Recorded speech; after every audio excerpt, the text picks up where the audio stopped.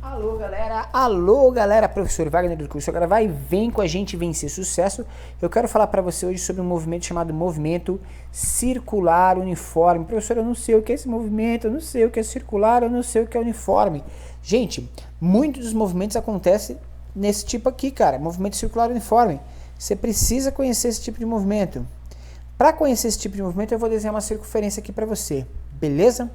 Desenhada essa circunferência, a gente precisa analisar o seguinte. Imagina aqui, ó, vou destacar dois pontos aqui, um de cada lado. Vou ligar esses pontos, tentando traçar aqui para você uma reta, ok? Vou traçar outros dois pontos aqui, tentando ligar para você aqui uma outra reta. Show de bola. E é o seguinte, cara, imagina comigo a seguinte questão. Dá um zoom aí. Deu um zoom? Deu um zoom, vem ser sucesso com a gente, então. Olha aqui. Imagina que você saia desse ponto, percorra um determinado trecho e pare exatamente nesse ponto, varrendo toda essa área aqui, ó. Ok? A nossa ideia é saber quanto que vale isso, gente. Qual que é o valor de toda essa área aqui que a gente percorreu. Certo? Essa área, professor, né? Na verdade, eu quero saber só qual que é o seu percurso aqui, ó. Quanto você percorreu daqui para cá. Isso daqui, gente, vai dar uma variação de ângulo pra gente. Algo que eu vou chamar de delta φ.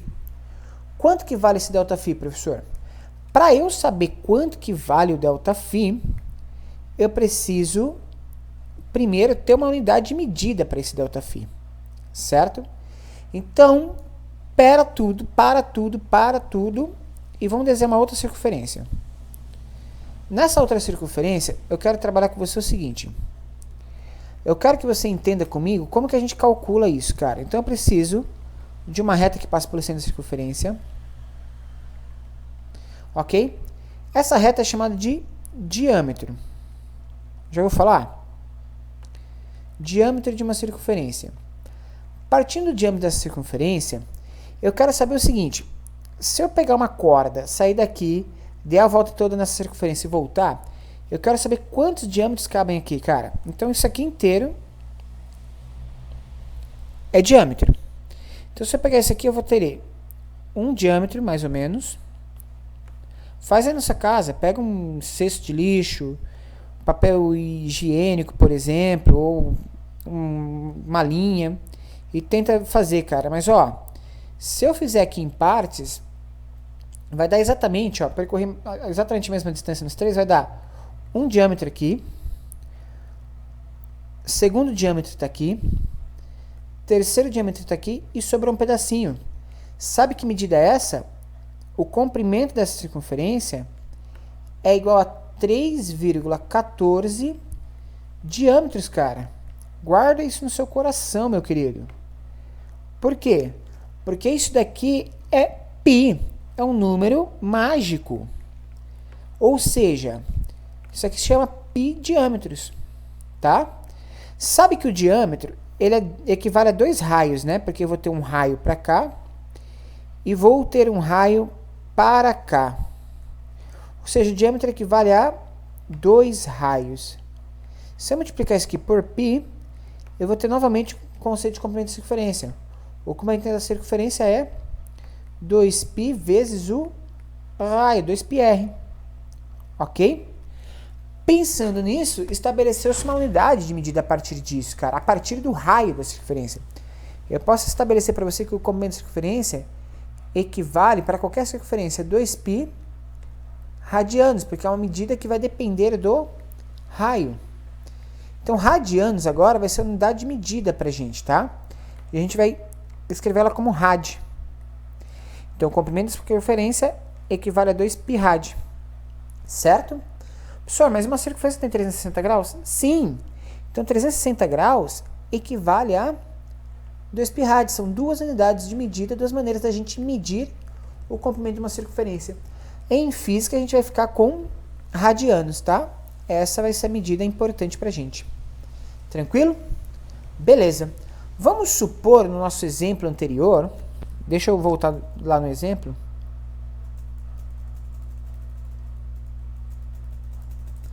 Bom, vamos escrever novamente o exemplo aqui, que eu apaguei tudo. Isso, e eu não vou conseguir voltar com ele, então deleta aqui. Vamos fazer novamente aqui o nosso exemplo. Vou fazer uma outra circunferência. Beleza. A gente tinha feito a divisão aqui. Uma divisão mais ou menos aqui, tá? Não está muito reto, mas espero que dê para você entender. A gente tinha feito uma região de varredura daqui até aqui. Ok? E falamos que isso daqui valeria uma medida de um determinado ângulo. Vamos supor 30 graus. Legal, um ângulo de 30 graus aqui, ó. Certo? E esse seria o ΔΦ.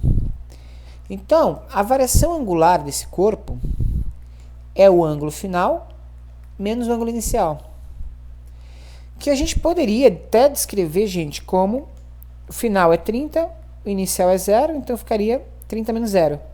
Só que graus não dá uma informação precisa pra gente do quanto que esse corpo andou. Por quê? Porque o quanto que esse corpo andou depende do raio. Porque se o raio for de 2 metros, ele vai andar uma determinada distância. Se o raio for de 10 metros, ele vai andar outra distância, mas vai ter uma outra varredura de distância. Então a gente precisa escrever isso daqui a partir do raio. Então você precisa escrever isso aqui em radianos. Como que a gente faz para descobrir quanto que é 30 graus em radianos? Faz uma regrinha de 3. 360 graus equivale a 2π. 30 graus equivale a x. Aí você vai descobrir aí, se você fizer a regrinha de 3, que isso aqui vai dar π sobre 6 radianos. Então 30 graus equivale a π sobre 6 radianos. Aí eu posso então descrever que a variação angular desse sistema é π sobre 6 radianos. Beleza? Professor, mas se eu quiser saber isso em metros, para você saber isso em metros, lembra que essa medida está em função do raio? Então é só descobrir quanto que vale o raio dessa circunferência. Vamos supor no nosso exemplo aqui que o raio da circunferência tem um valor de 10 metros, por exemplo.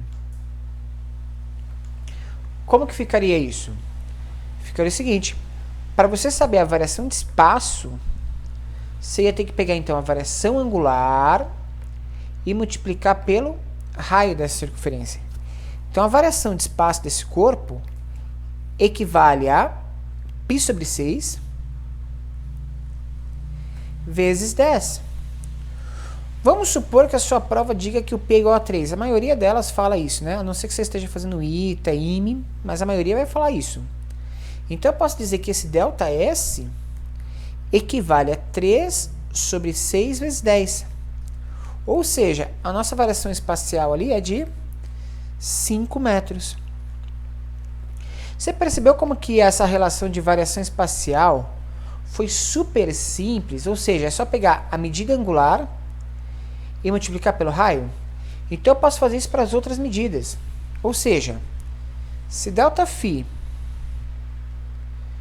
pode ser escrito em metros como ΔS, e para a gente fazer essa transposição, eu falar que ΔS é igual a ΔΦ vezes o raio, eu posso fazer uma relação com velocidade angular. O que, professor? Velocidade angular é o quanto que esse ângulo varia em função do tempo, que vai ter como unidade de medida radianos por segundo. Para a gente fazer isso aqui, a gente vai fazer o quê? Ômega vezes o raio vai dar para a gente a velocidade escalar. Ou seja, se você quer saber a velocidade em metros por segundo, é só pegar a velocidade angular, que está radiano por segundo, e multiplicar pelo raio, que está em metros. Beleza? E aí você vai ter essa variação de unidade. Tranquilo? A mesma coisa para aceleração. A aceleração vai ser a aceleração angular vezes o raio. Mas o que é aceleração angular, professor? A aceleração angular, gente, é a variação da velocidade angular, que é radianos por segundo, dividido pelo tempo, que é em segundo. Ou seja, você vai ter radianos por segundo ao quadrado. Super tranquilo, né?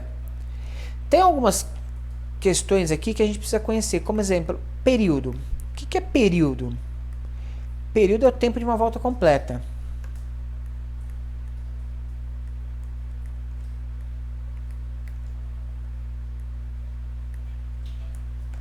Se eu tenho tempo de uma volta completa, a gente vai fazer o seguinte. Qual que seria a velocidade angular de uma volta completa?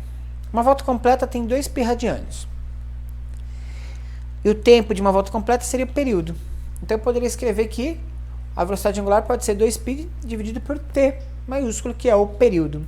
Só que a gente aprende lá em ondulatória que período é o inverso da frequência.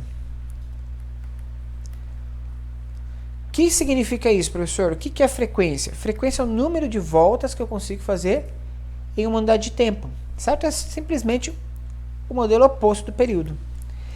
Pensando nisso, eu posso escrever então que velocidade angular, gente, a velocidade angular pode ser escrita como 2π vezes a frequência.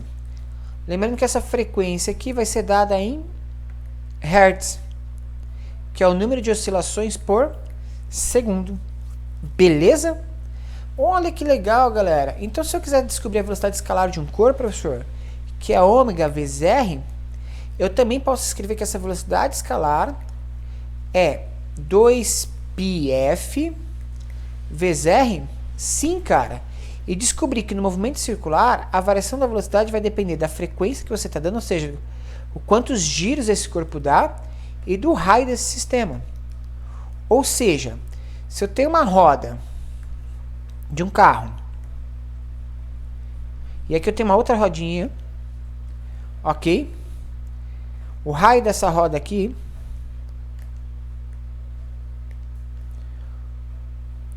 calma aí. O raio dessa roda aqui é rão. O raio dessa roda aqui é rinho. Vamos supor que rão seja 10 metros. E rinho seja 2 metros. A frequência de oscilação dos dois é o mesmo, sei lá, 300 Hz. E a frequência de oscilação aqui é 300 Hz. Qual que é a velocidade que eu tenho escalar dessas rodas? Ou seja, de um ponto que está aqui na parte externa da roda que vai percorrer esse raio. Qual que seria a velocidade escalar? A velocidade escalar vai ser 2π vezes a frequência vezes o raio, não é isso? É. Então a velocidade escalar vai ser 2π, a gente pode pensar no π igual a 3 por enquanto, tá? Vezes a frequência, que é 300, vezes o raio, que no caso de um é 10, e no caso do outro é 2. Então, uma das velocidades vai ser, aqui vai dar 6 vezes 600, que vai dar uma velocidade de 3.600 metros por segundo, uma velocidade aí, só para a gente ter uma ideia. E aqui a gente vai ter 6 vezes 3.000, a gente vai ter uma velocidade de 18.000 metros por segundo. Então essa velocidade permite a gente entender que o raio influencia muito a distância que vai ser percorrida por esses elementos. Porque se eu faço essa roda girar, ela vai percorrer uma distância linear. Ou seja, a primeira roda, se ela girar durante a segunda, ela vai percorrer 18.000 metros. Já a segunda roda vai percorrer apenas 3.600 metros. Porque essa relação de giros depende do raio desse sistema e da frequência que ele está girando. Beleza, galera? Conceito pra caramba. Sabe por quê? Você está no curso Agora Vai. Um lugar que você não decora fórmulas, você aprende física. Então, se você vai prestar concurso, você vai seguir a sua carreira, você tem que aprender física de verdade. E esse é o seu canal, Curso Agora Vai, seu canal de física no YouTube. Dá o seu like, inscreva-se no nosso canal, compartilhe com seus amigos e vem com a gente vencer sucesso. Galera, um grande abraço e até o próximo vídeo. Espero vocês lá.